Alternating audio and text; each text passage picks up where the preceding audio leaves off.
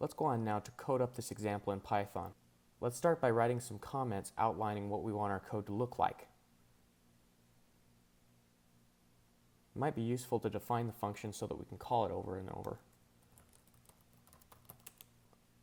Let's recall that we first need a lower bound and an upper bound for our guess for x, and that our initial guess is going to be an average of the bounds. We're going to need to perform the actual algorithm over and over again. And the repeated algorithm is going to look like figuring out what our new lower and upper bounds are,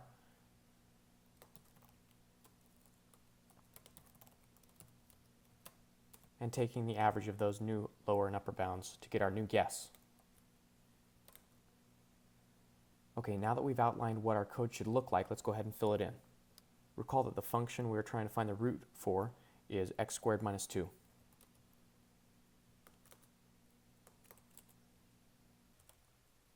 The argument for this function is going to be x, so that whenever we call it, the value we will get back is x squared minus 2. Remember, the reason we chose this function is if we can find its root, we will also have calculated the square root of 2. Let's define our initial bounds as 1 and 2. Since we have lower and upper bounds, we know that our next guess is going to be the average of those two.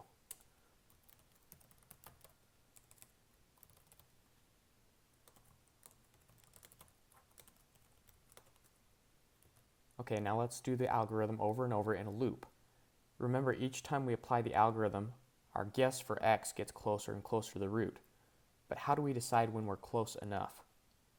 As we continue to apply the bisection method, our lower and upper bounds squeeze tighter and tighter in on the actual root of the function. So what if we just keep on applying our algorithm until the difference between the upper and lower bounds is smaller than some error that we want to get under? In other words, we're going to keep going through this loop as long as the difference between the upper and lower bounds is greater than some error. Let's define our error bound here.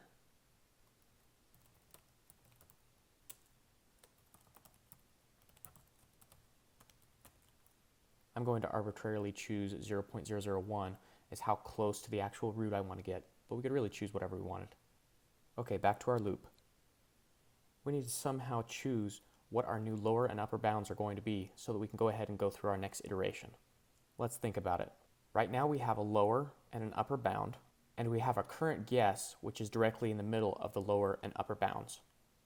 That means the root of the function has to be somewhere between either x lower and x current, or between x current and x upper, because x current is right in the middle of x lower and x upper. Remember that I mentioned that at the root, the function either goes from negative to positive or from positive to negative?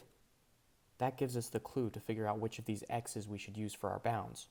The function evaluated at our new x lower and x upper has to have opposite signs from each other, one negative and one positive.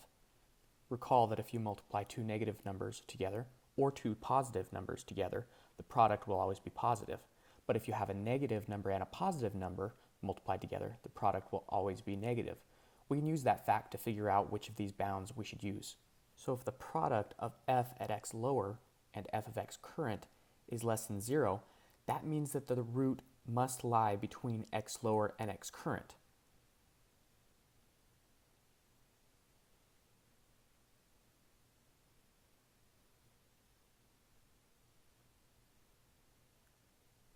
Allowing us to choose x current as our new upper bound closer to the root than our old x upper bound. If this isn't the case, then the root must lie between the other two x's, x current on the lower side and x upper on the upper side. In this case, x current should become our new lower bound.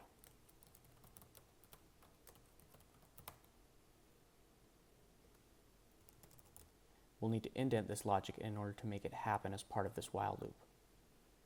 Now that we've calculated our new bounds, we can take an average to get our next guess.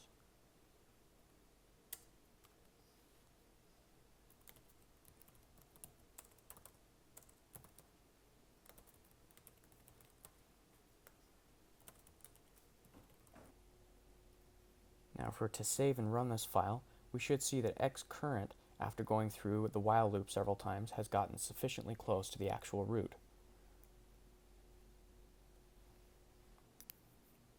So what happened? Well, I hope it worked, but we can't actually see that anything actually happened. So let's add a couple of print statements to let us know what's actually going on. After we finish the loop, let's print out our x current.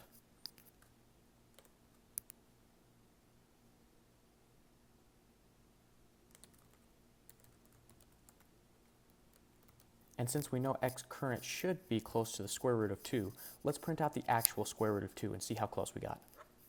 In Python, the square root function is defined as part of the math library, so we'll import that.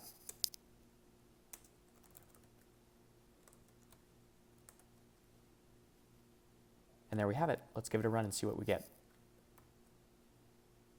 Looks like a calculated root did get close to the square root of 2. How close?